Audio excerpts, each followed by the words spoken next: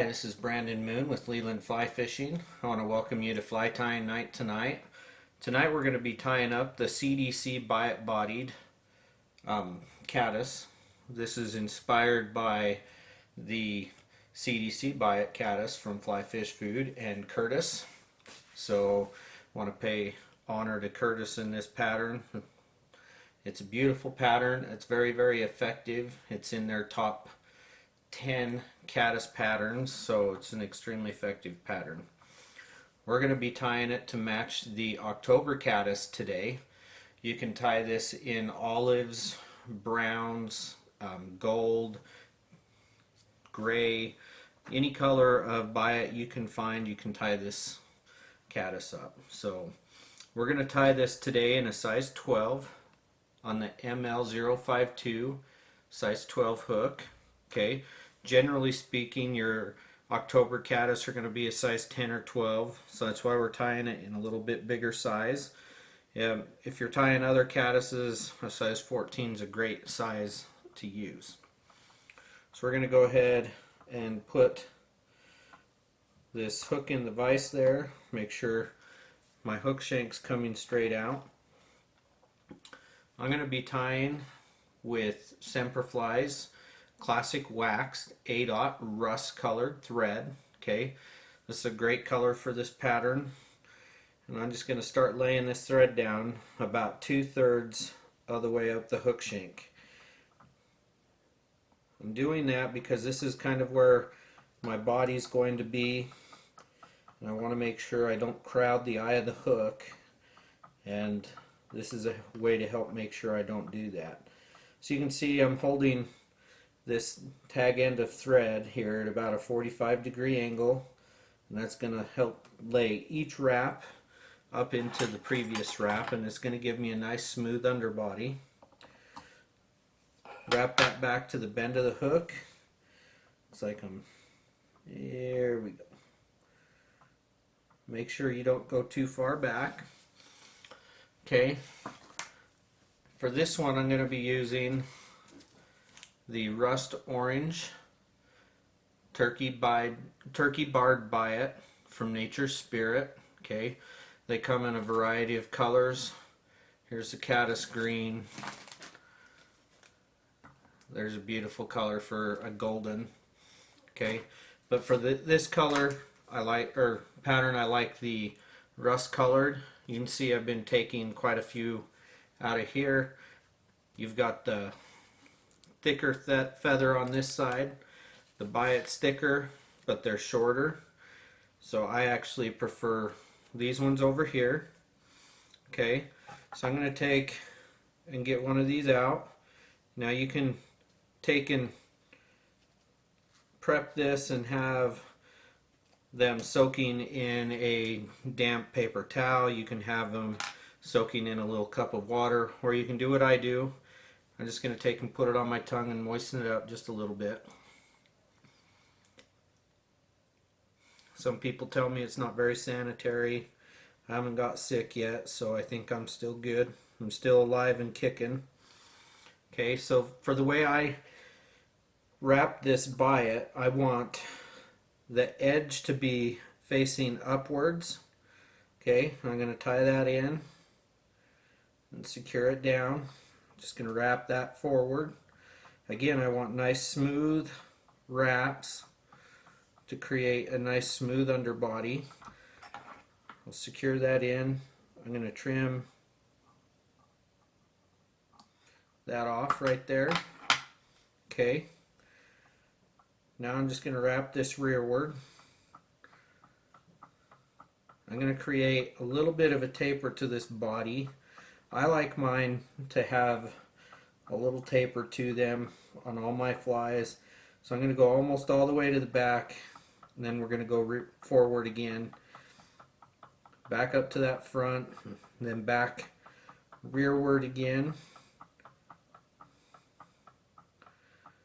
I just like to have that natural little taper in this body, and the thread's a great way to create that.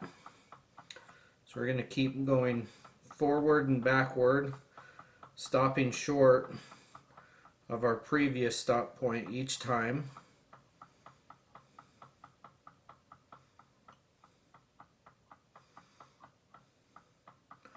I want to make sure that I've got a nice, good, level, even thread there. And that's so that when I wrap my turkey biot, it's going to stay nice and snug and be really good there. If it's uneven, it's going to fall forward and it's going to cause problems. Now, a good trick with biots is it's good to take a little bit of super glue and just put a little super glue down. This is going to help secure that biot in. It's going to make it a more durable fly. Plus, if it pops out of your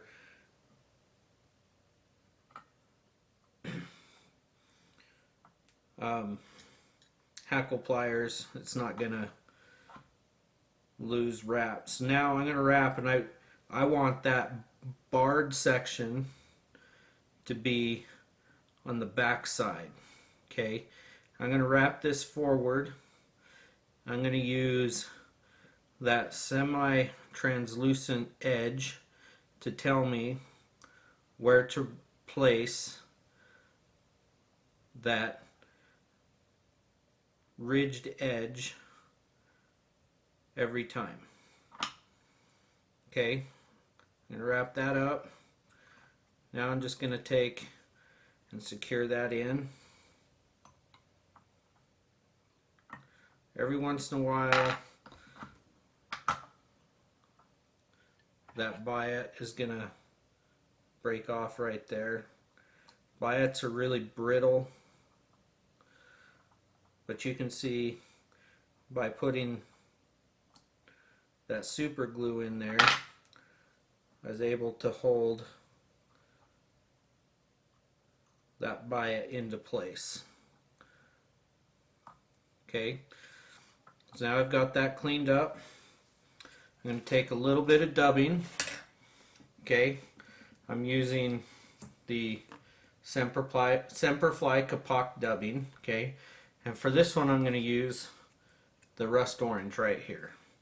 This is super fine dubbing, so it's going to lay on my thread really tight. I've got a fairly generous portion of dubbing. You're going to see that that actually is going to be less than what you think it would be. Now I'm just going to take and lay that and create a nice good bulge here, and this is going to help push that CDC upward for the wing.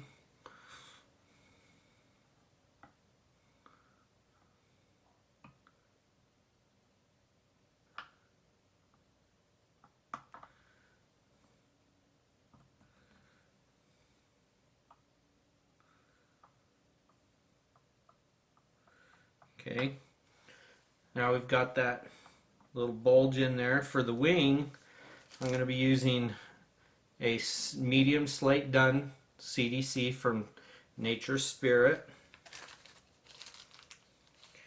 And for the size 14, I want 3 or 4 plumes.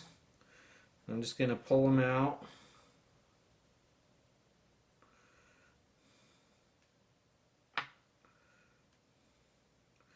Some of them are a little thicker than others. So now I've got them out. I want to make sure all my tips are lined up.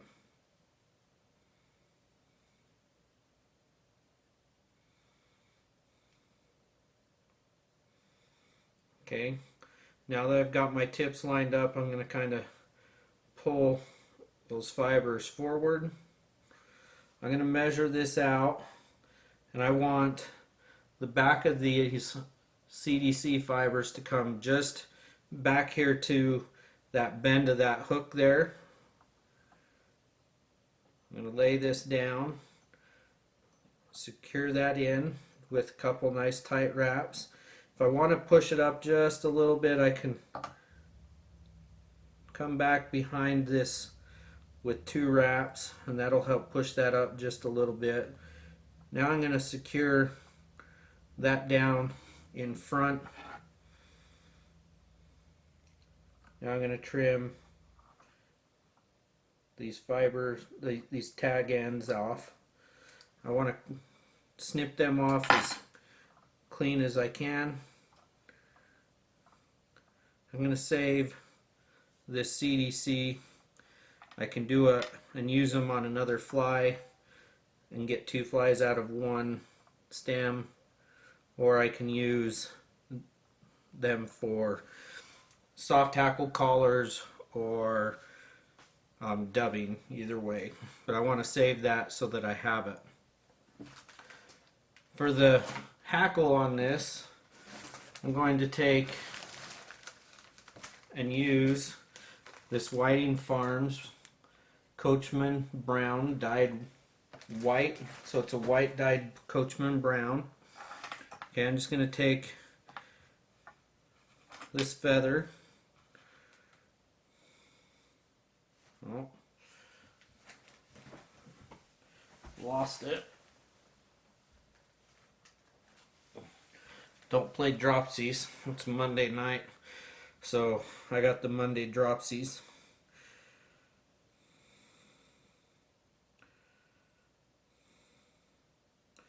We'll get this feather prepped.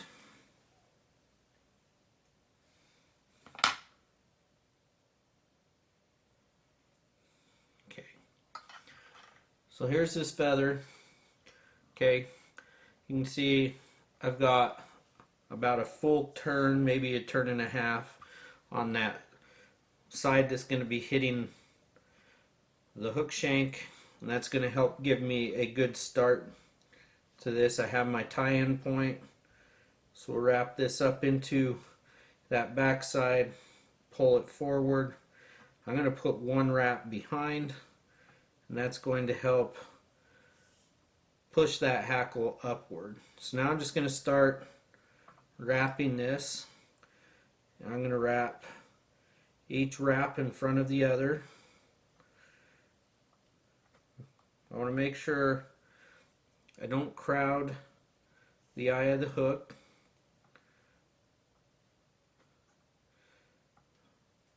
So we secured that in. Now I'm going to pull those hackle fibers out of the way. Oh.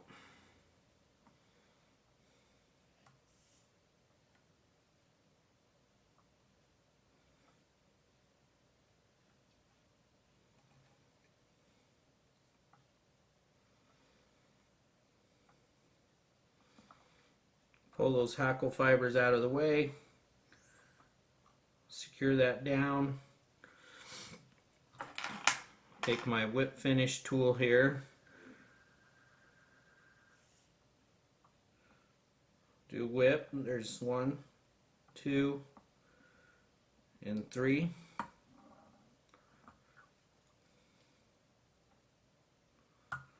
Okay. Now I'm going to trim this hackle stem out. I've got a few scragglers. Not as good a hackle wrapper as Caddis or Clark, but now we've got the October Caddis CDC Biot body. Just make sure you treat this nice and good. We prefer using the Nirvana leader or fly floatant. The reason we like that is it is heat resistant or temperature resistant, so it's not going to gel up in the cold, and it won't liquefy in the heat, last longer, and it'll float your fly all day. So we want to invite you to make sure you like our video, drop us a comment, even if it's just to say hi, tell us you like the video or tell us which one's your favorite. Make sure you subscribe to our channel and hit the bell to subscribe to receive future notifications. And we look forward to hearing from you. Have a great evening.